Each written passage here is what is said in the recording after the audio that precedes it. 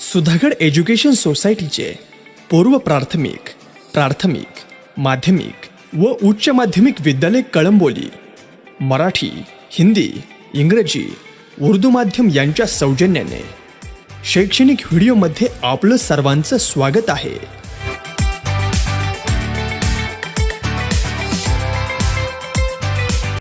Hello students, welcome to educational video for 9th standard of semi-English medium students.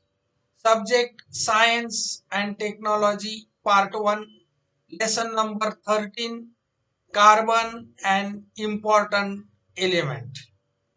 Dear students, this is first video out of 4 videos of this lesson.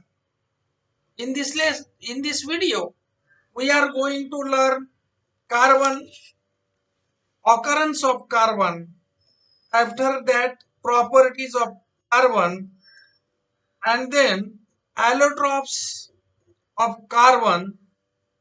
From that we will learn crystalline form of carbon, in that diamond and graphite.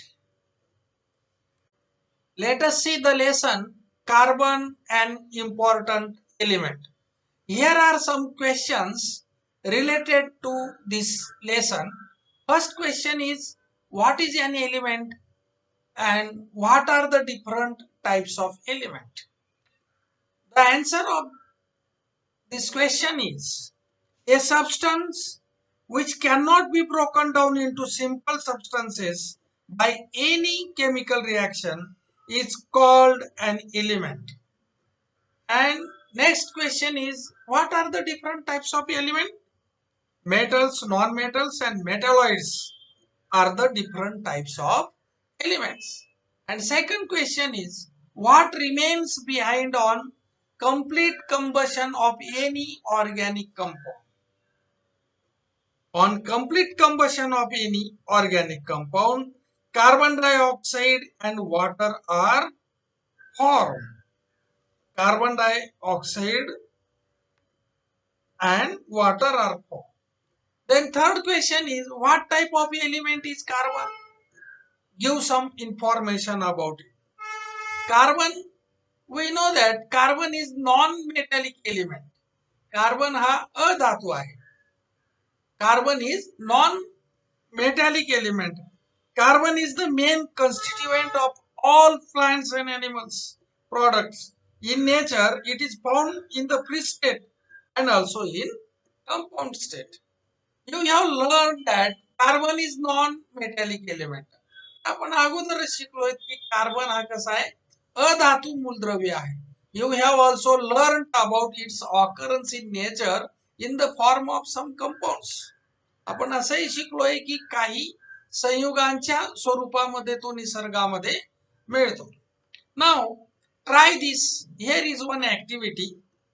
Take some milk in evaporating dish. Heat the evaporating dish on a Bunsen burner. What remains behind at the bottom of an evaporating dish on complete evaporation of the milk? एका evaporating dish मध्ये दूध घेऊन ते तापवायचं Bunsen burner आणि त्याच्या तळाशी मग काय शिल्लक राहतं, अशा प्रकारचा प्रश्न. Carbon remains behind at the bottom of an evaporating dish on the complete evaporation of the milk. This is the answer of this question. And second question is, second activity is, take small sample of sugar, wool, dry leaves, hair, seeds, split pulses and plastic in separate test tubes. Hit each test tube and observe the changes taking place in the substances. What does the black substance remaining in each test tube indicate? The black substance remaining in each tube indicates that it is a carbon residue. Now look at this basic information about carbon. Symbol of carbon is C. What is the atomic number of carbon? 6. What is the atomic mass of carbon? 12. Atomic mass is 12. Electron configuration 2 4, valency of carbon 4, कार्बनची संयुजा किती आहे 4, non metallic element अधातू आहे. This is the information about carbon. So the element carbon is available abundantly in the nature and occurs in free as well as in the combined state. Carbon हा निसर्गामध्ये मुबलक प्रमाणामध्ये आढळतो. The element carbon is available abundantly in the nature. आणि हे जे carbon मूलद्रव्य आहे ते मुक्त तसेच संयुगाच्या स्वरूपामध्ये आढळतं. And occurs in free as well as in the combined state. In this chapter, let us study the properties of the non-metallic element carbon. आता हे जे अधातू मूलद्रव्य आहे कार्बन याचा आपण या प्रकरणामध्ये अभ्यास करणार आहोत. Now one simple activity is here. Make a list of substances, objects that you use in daily life from morning till night and divide those substances into the columns in the following table. आता बघा इथं एक table तयार करायचा आहे 3 कॉलमचा आणि त्याच्यामध्ये सकाळपासून तर रात्रीपर्यंतच्या आपल्या दैनंदिन जीवनामध्ये जे पदार्थ वापरतो त्या पदार्थांची त्या त्या कॅटेगरीनुसार यादी करायची आहे. So first list is of metallic objects. What is the metallic objects? धातूंपासून बनलेल्या वस्तू, cutlery, jewellery, keys, knives, chains, boilers, tabs, batteries, etc. These are the metallic objects. Then in the second column, earthen or glass objects, माती किंवा काचेच्या पासून बनलेल्या वस्तू. त्याच्यामधल्या earthen objects, pottery, handicrafts, lamps, etc. And what are the glass objects? Windows, cutlery, bottles, jars, etc. And now in the third column, other objects and or substances, means other than metallic or earthen objects. In that, foodstuffs, then fuels, medicines, cloths, plastics. These are the foodstuffs. Foodstuffs, fuels, medicine, cloths, and plastics. Wooden. What are the wooden objects? Chairs, tables, etc. Now look at the list of the object in the last column. आता हा जो last column आहे याच्यामधले जे objects आहेत त्यांच्याकडे बघा. It contains food stuff, clothes, medicine, fuel and wooden objects that are carbon is the common and important constituents of all these substances. बघा हे जे तिसरा कॉलम आहे याच्यामधल्या सगळ्या ऑब्जेक्ट्स किंवा सबस्टन्स मध्ये कार्बन हा महत्वाचा घटक आहे. Compounds object directly or indirectly from plants and animals are called organic compounds, and compounds obtained from minerals are called inorganic compounds. आता लक्षात घ्या बघा, हे कंपाऊंड्स म्हणजे संयुग वनस्पती व प्राणी यांच्यापासून प्रत्यक्ष अथवा अप्रत्यक्षपणे मिळणारे जे संयुग आहेत त्यांना काय म्हणायचं? ऑर्गॅनिक कंपाऊंड्स असं म्हणायचं, सेंद्रिय संयुग असं म्हणायचं. Compounds obtained directly or indirectly from plants and animals are called organic compounds, and compounds obtained from minerals are called inorganic compounds. तसेच खनिजांपासून जी संयुग मिळतात, आणि मिनरल्स पासून जी कंपाऊंड मिळतात त्यांना इनऑर्गॅनिक कंपाऊंड्स असं म्हणायचं. All the organic compounds content carbon. आता जेवढी ऑर्गॅनिक कंपाऊंड्स आहेत त्यांच्यामध्ये महत्वाचा कॉन्स्टिट्युएंट काय? कार्बन आहे. Carbon is the main element even in cellular DNA and RNA that transfer hereditary characters from one generation to the next. आपले अनुवंशिक गुणधर्म एका पिढीतून दुसऱ्या पिढीकडे संक्रमित करणारे पेशीतील डीएनए व आरएनए हे महत्वाचे घटक आहेत. या घटकांमध्ये सुद्धा कार्बन हा एक प्रमुख असा घटक आहे. Let us see occurrence of carbon, म्हणजे कार्बन कुठं आढळतो. The name carbon is derived from the Latin word carbo meaning coal. आता कार्बन हा शब्द लॅटिन वर्ड कार्बो पासून मिळालेला आहे, तयार झालेला आहे, आणि याचा अर्थ कोळसा असं होतो. The name carbon is derived from the Latin word carbo meaning coal. Carbon is found in nature in free as well as compound state. निसर्गामध्ये कार्बन हा मुक्त म्हणजे फ्री स्टेट मध्ये सापडतो किंवा संयुग अवस्थेमध्ये सुद्धा आढळतो. Carbon in the free state is found as diamond and graphite. मुक्त अवस्थेमध्ये कार्बन हिरा आणि ग्राफाइट, डायमंड अँड ग्राफाइट यांच्या स्वरूपामध्ये आढळतो. And in the combined state in the following compounds.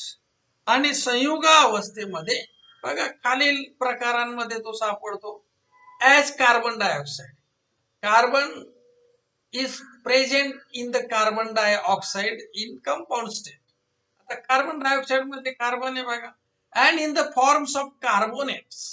Carbonates मध्ये सुद्धा कार्बन असतो, such as for example calcium carbonate, marble, calamine means ZnCO3.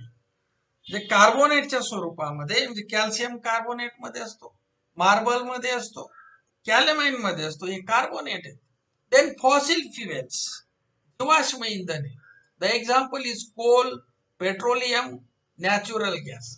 Then carbonaceous nutrients. कार्बनी पोषक द्रव्ये, कार्बोहायड्रेट्स, प्रोटीन, फॅट्स यांच्यामध्ये कार्बन असतो. नॅचरल फायबर्स, नैसर्गिक धागे, cotton, wool, silk. These are the examples of presence of carbon in natural fibers. Now look at these pictures of diamond. This is the crystalline form of carbon. This is the picture of diamond. These are various diamonds here. Now see properties of carbon. कार्बनचे गुणधर्म. Allotropic nature of carbon. कार्बनची अपरूपता. Now what is allotropy? Some elements occur in nature in more than one form. काही जे मूलद्रव्ये असतात ते निसर्गामध्ये एकापेक्षा अधिक रूपांमध्ये आढळतात. The chemical properties of this different forms are the same but their physical properties are different. अशी जी मूलद्रव्ये निसर्गामध्ये आढळतात ज्यांची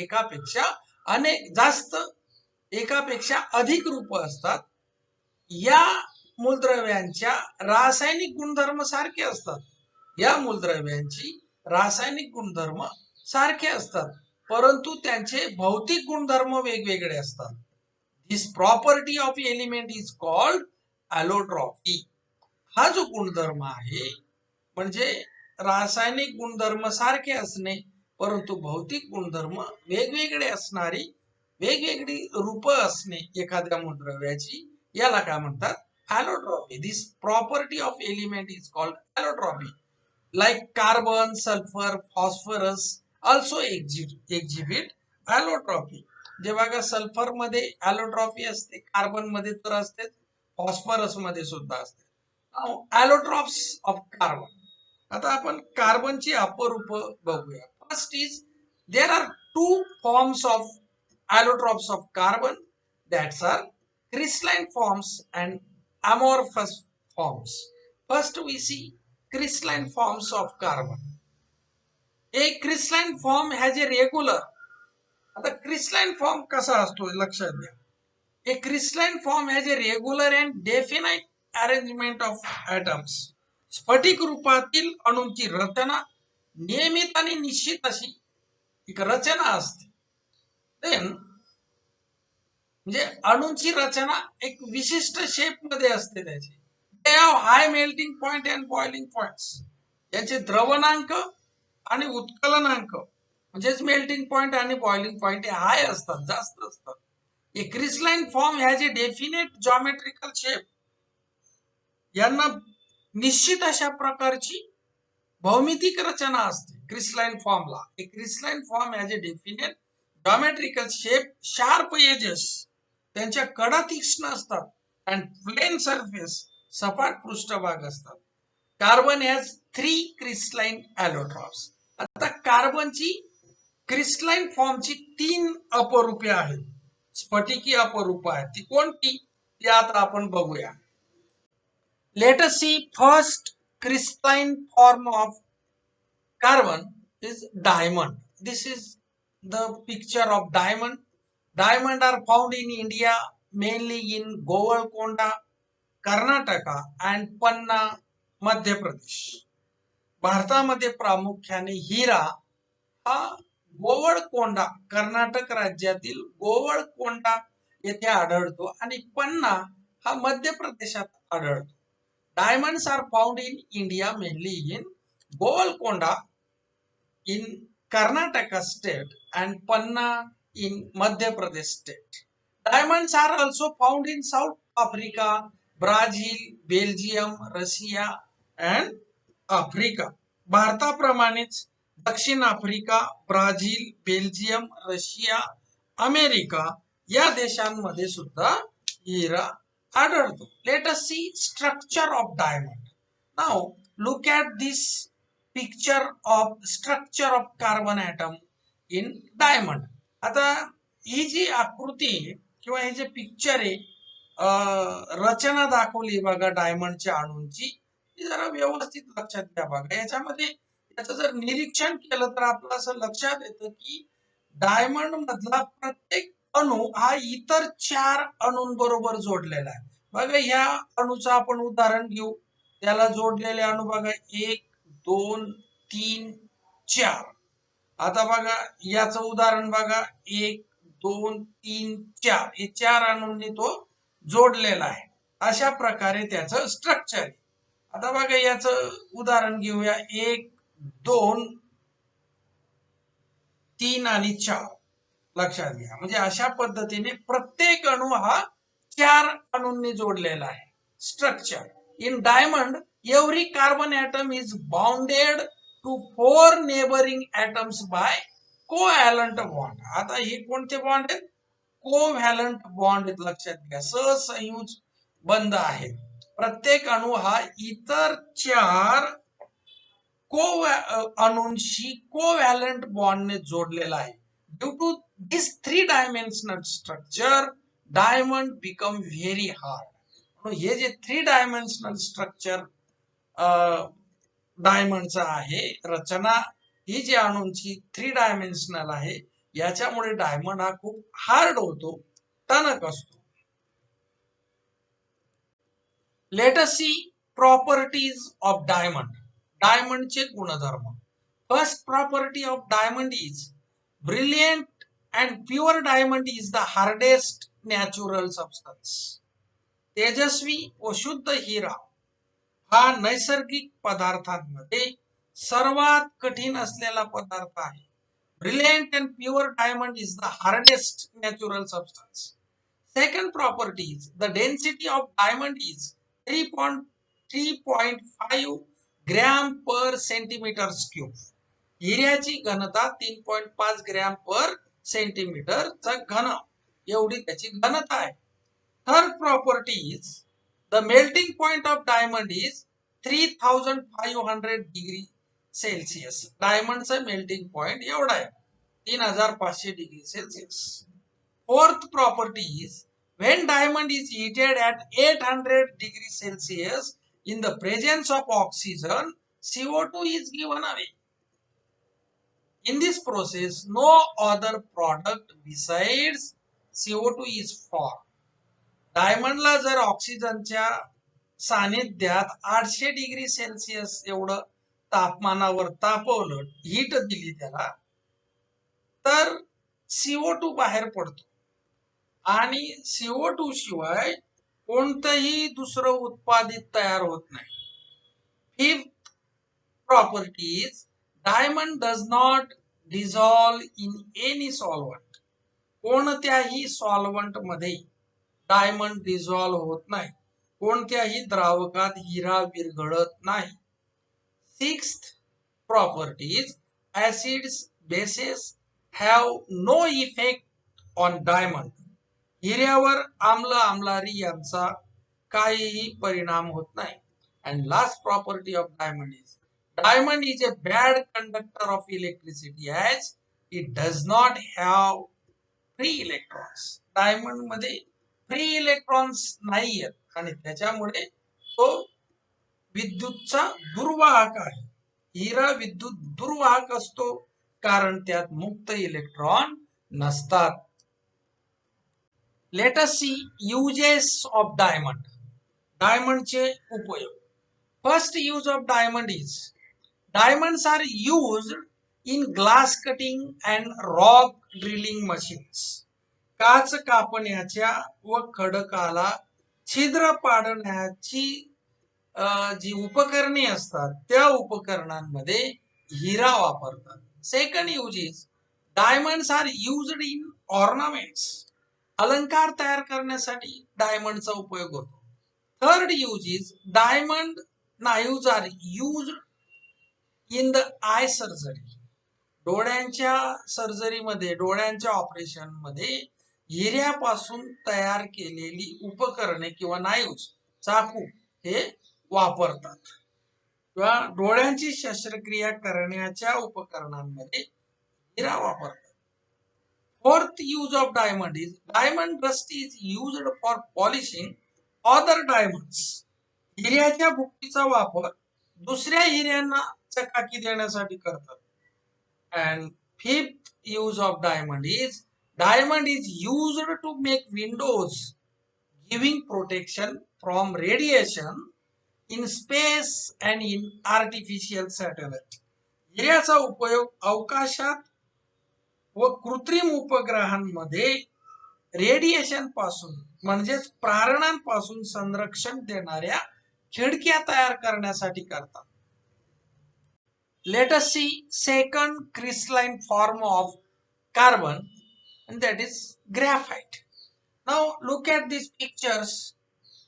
This picture is of graphite and this is the structure of carbon atom in graphite.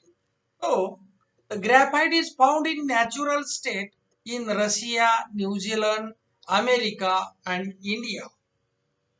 नैसर्गिक स्वरूपामध्ये graphite Russia, New Zealand, America व भारतामध्ये आढळतं. The lead used in pencil is made by mixing graphite with clay. आता आपण आपल्या pencil मध्ये जी graphite वापरतो, जी पेन्सिल मध्ये जी लीड वापरतो ते लीड एक क्ले मध्ये, ठराविक प्रकारच्या क्ले मध्ये ग्रॅफाइट मिसळून ती लीड तयार केलेली असते. The lead used in pencil is made by mixing graphite with clay. This process was discovered by Nicholas Jacques Conti. Nicholas Jacques Conti in 1795.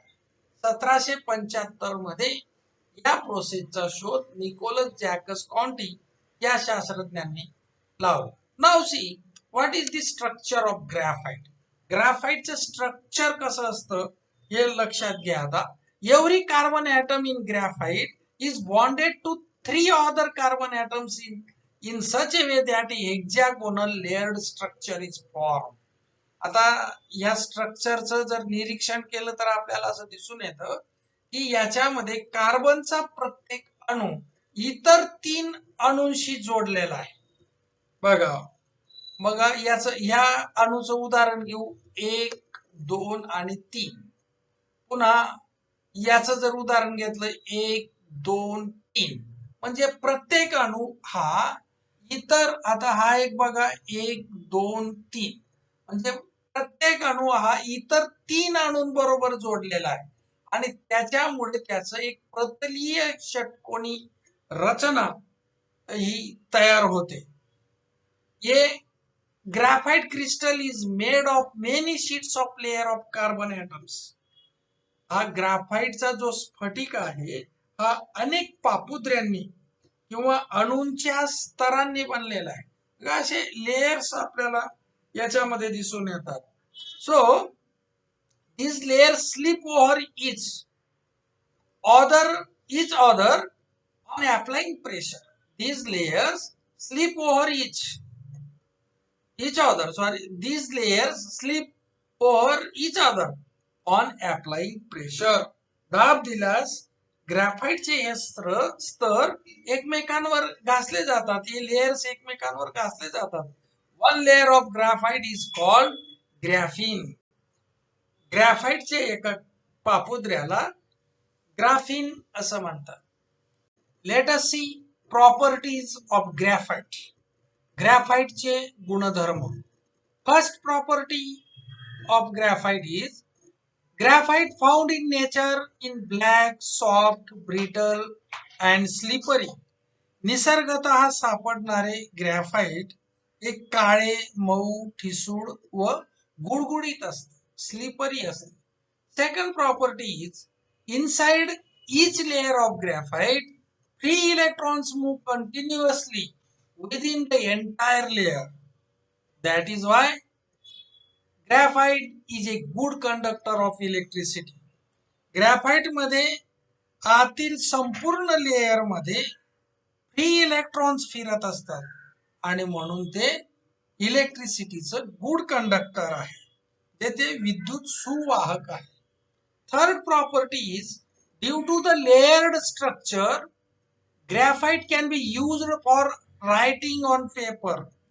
थरांच्या रचनेमुळे किंवा लेयर्ड स्ट्रक्चरमुळे कागदावर उमटण्याची क्षमता याच्यात असते.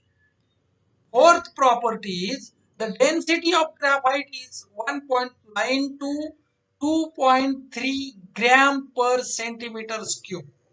ग्रॅफाइटची घनता 1.9 ते 2.3 ग्रॅम पर सेंटीमीटरचा घन इतकी असते.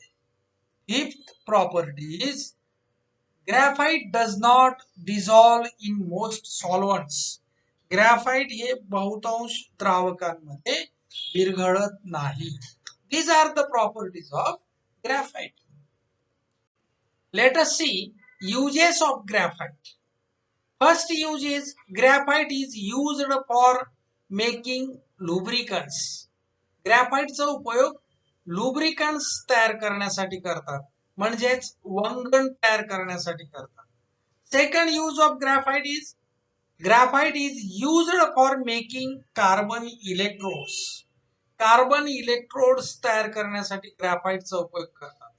Third use is graphite is used in pencil for writing. ग्रॅफाइटचा वापर लिहिण्याच्या पेन्सिल मध्ये केला जातो. Fourth use is graphite is used in paints and polish. रंग, पॉलिश यांच्यातही ग्रॅफाइटचा वापर करतात. And fifth use of graphite is used in arc lamps which give a very bright light. खूप प्रकाश देणारे आर्क लॅम्प मध्ये ग्रॅफाइटचा उपयोग करतात. These are the uses of graphite. So students, this is enough for this video. Remaining part of the lesson we will learn in our next video. Thank you.